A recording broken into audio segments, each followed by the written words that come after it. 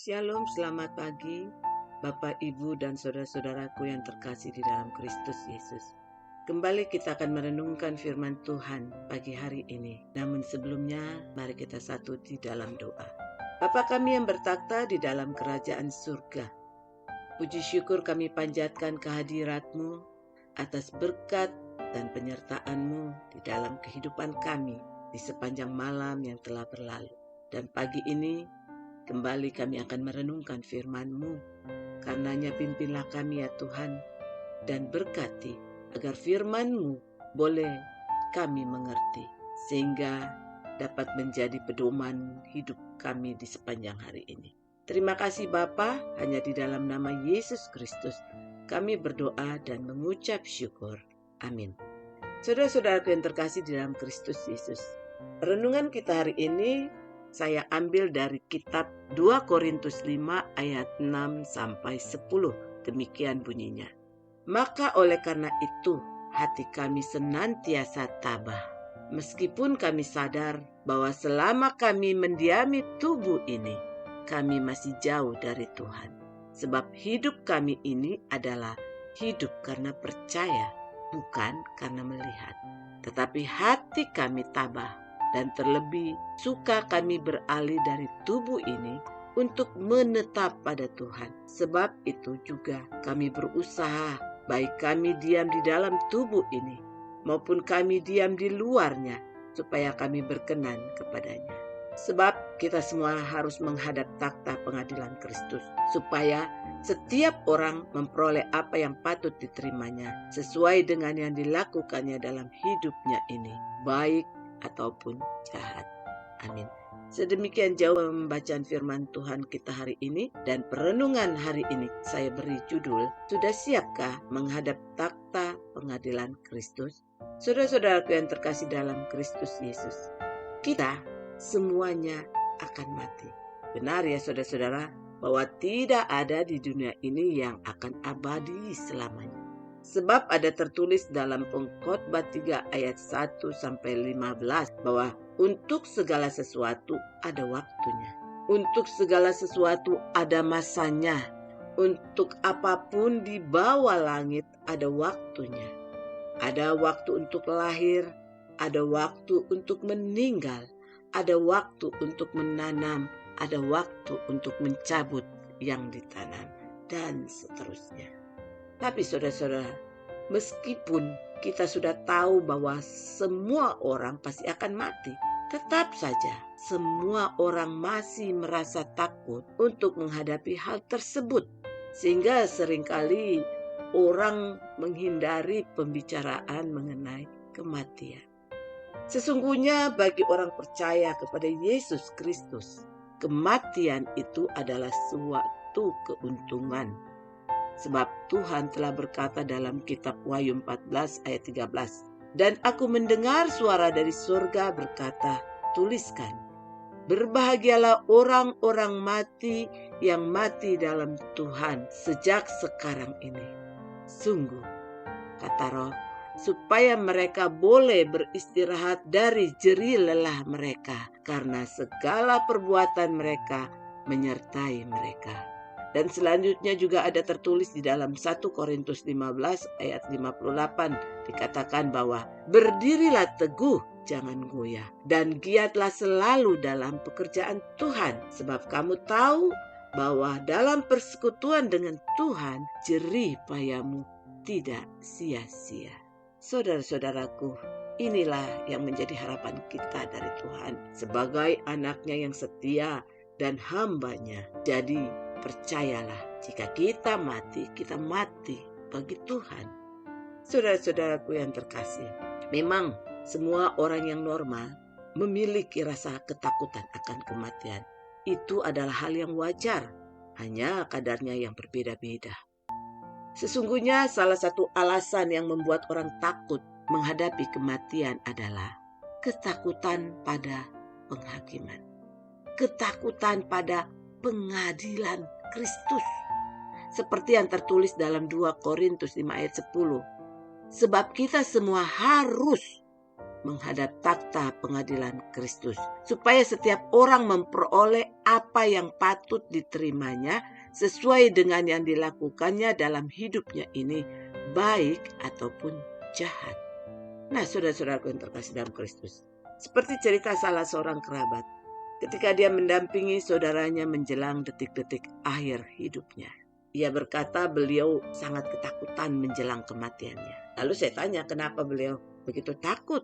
Padahal ia kan orang Kristen, baik dan rajin melayani Tuhan sejak muda. Dan saya juga pernah mendengar ada seorang anak muda yang juga aktif melayani. Ini pun memiliki rasa takut ketika menghadapi kematian karena sakit parah yang dialami. Dan dia berkata kepada sahabatnya, "Bro, gue takut bro, gue belum siap nih." Saudara-saudaraku yang terkasih dalam Kristus, saya bersyukur ketika ipar saya cerita proses saat dimana ibu mertua saya akan kembali ke rumah Bapa pada tanggal 13 Februari yang lalu. Almarhumah pergi dengan kondisi yang siap dan damai. Tidak ada kesusahan, bahkan dia tersenyum. Seakan-akan dia telah siap menghadap Tuhannya. Karena memang selama ini beliau pun sering berkata, "Kapan giliran aku dipanggil pulang ke rumah Bapa?" Beliau sudah sangat siap ingin bertemu dengan Tuhannya, yaitu Tuhan Yesus Kristus. Nah, saudara-saudaraku yang terkasih dalam Kristus, pertanyaannya mengapa ada orang takut menghadapi kematian?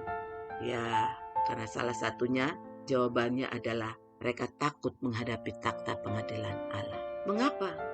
Ya karena umumnya mereka merasa bahwa hidupnya belum bersih, sehingga merasa ketakutan untuk menghadapi kematiannya.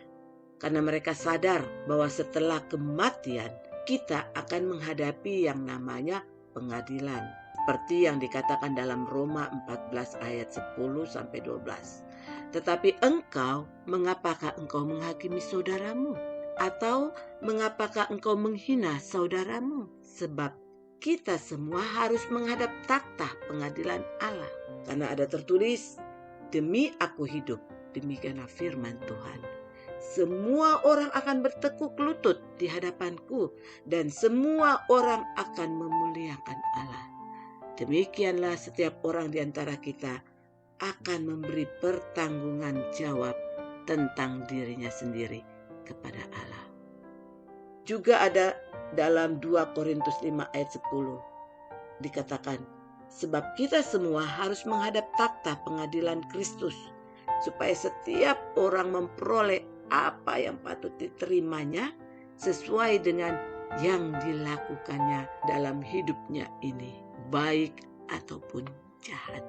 Saudara-saudara yang terkasih dalam Kristus, di sini jelaslah bahwa ayat ini dinyatakan bagi orang-orang Kristen, bukan bagi orang-orang yang tidak percaya.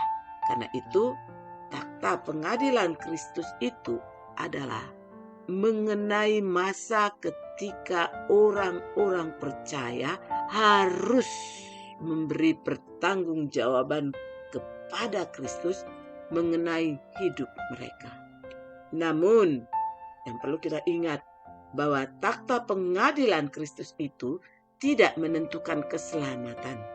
Karena keselamatan itu hanya ditentukan oleh pengorbanan Kristus bagi kita.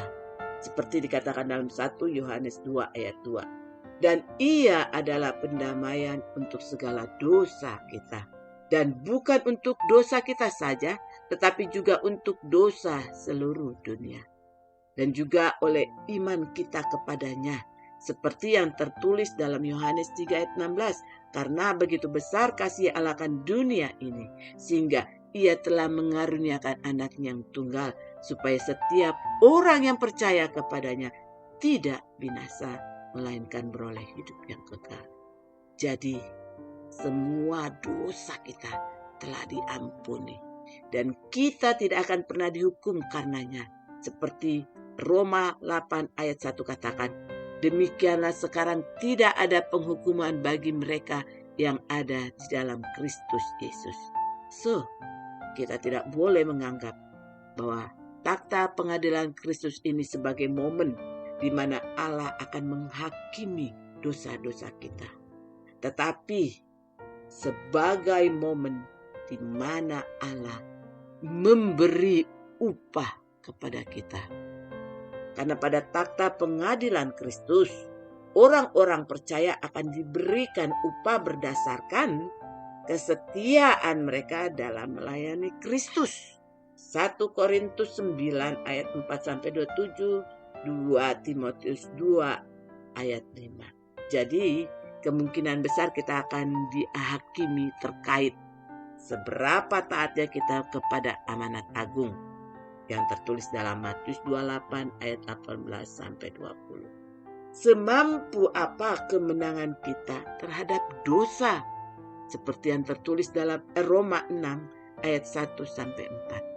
Dan seberhasil apa kita dalam menguasai lidah, seperti dikatakan Yakobus 3 ayat 1-9. Jadi saudara-saudaraku, di takhta pengadilan Kristus inilah kita harus memberi pertanggungjawaban atas hidup kita, termasuk pertanggungjawaban atas dosa-dosa yang telah kita lakukan selama kita hidup di dunia ini.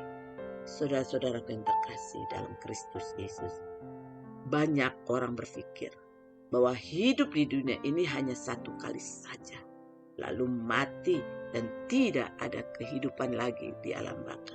Karena itu banyak juga orang yang berprinsip, selagi masih hidup mari kita bersenang-senang dan melakukan apa saja yang kita mau. Nah, orang-orang dengan prinsip hidup seperti ini biasanya akan hidup sembrono, hanya mengejar kepuasan daging dan tidak takut untuk berbuat kejahatan. Ketahuilah saudara-saudaraku, kematian itu bukanlah akhir dari segalanya, melainkan justru menjadi awal dari kehidupan yang sesungguhnya dan yang kekal. Namun sayangnya banyak manusia lupa bahwa ada kewajiban yang harus dilakukan selama hidup di dunia ini. Dan setelah itu kita harus menghadap takhta pengadilan Kristus. Firman-Nya dengan jelas telah memberitahukan kita dalam Ibrani 9 ayat 27. Dan sama seperti manusia ditetapkan untuk mati hanya satu kali saja, dan sesudah itu dihakimi. Saudara-saudaraku yang terkasih dalam Kristus, Rasul Yohanes mendapat penglihatan di Pulau Patmos, dan ia menulis dalam Wahyu 20 ayat 12. Dan aku melihat orang-orang mati besar dan kecil berdiri di depan takhta itu. Lalu dibuka semua kitab, dan dibuka juga semua kitab lain, yaitu kitab kehidupan. Dan orang-orang mati dihakimi menurut perbuatan mereka berdasarkan apa yang ada tertulis dalam kitab-kitab itu. Jadi, apapun yang diperbuat manusia selama hidup di dunia ini, pada saatnya nanti harus dipertanggungjawabkan di hadapan Tuhan. Ingatlah saudara-saudara, perbuatan-perbuatan manusia di muka bumi ini semuanya transparan di hadapan Tuhan. Tidak ada satupun yang dapat disembunyikan dari pandangan Tuhan, walaupun dilakukan di tempat yang gelap sekalipun. Nah, saudara-saudara yang terkasih dalam Kristus, kita harus menyadari bahwa hidup ini sungguh sangat singkat, tak lebih dari sebuah persinggahan sementara, seperti yang dikatakan dalam 2 Korintus 5 ayat 1. Karena kami tahu bahwa jika kemah tempat kediaman kita di bumi ini dibongkar, Allah telah menyediakan suatu tempat kediaman di surga bagi kita, suatu tempat kediaman yang kekal yang tidak dibuat oleh tangan manusia. Karena itu, di waktu yang terbatas ini marilah kita memahami tentang kewajiban dan tanggung jawab yang harus kita lakukan sebagai anak-anak Tuhan. Kita pergunakan waktu yang ada ini sebaik mungkin untuk mempersiapkan diri sebelum kematian menjemput kita. Puaskanlah hati Tuhan dengan kehidupan kita yang berkenan kepada Allah dalam segala hal, supaya suatu saat nanti ketika ajal kita tiba, maka kita telah siap untuk menerima upah. yaitu mahkota kehidupan yang telah disediakan Tuhan Yesus Kristus sesuai taburan yang kita lakukan selama kita di dunia ini hidup. Amin. Amin untuk firman Tuhan bagi kita hari ini. Marilah kita kembali satu dalam doa. Bapa kami yang bertakhta dalam kerajaan surga, terima kasih untuk firman-Mu hari ini yang mengingatkan kami untuk bersiap diri dalam menghadapi takhta pengadilan-Mu nanti. Karenanya ya Bapa, ampuni kami. Ampuni jika kami belum sepenuhnya hidup sebagai orang yang bertanggung jawab. Sebab itu Bapa, kami mau berubah agar hidup kami berkenan kepadamu.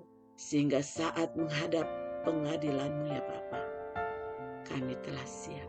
Terima kasih Bapa, hanya di dalam nama anak-Mu yang tunggal, Tuhan Yesus Kristus, kami berdoa dan mengucap syukur. Amin. Selamat pagi, selamat beraktivitas saudara-saudaraku, dan selamat mempersiapkan diri untuk menyambut mahkota kehidupan yang telah disediakan Tuhan Yesus Kristus bagi kita.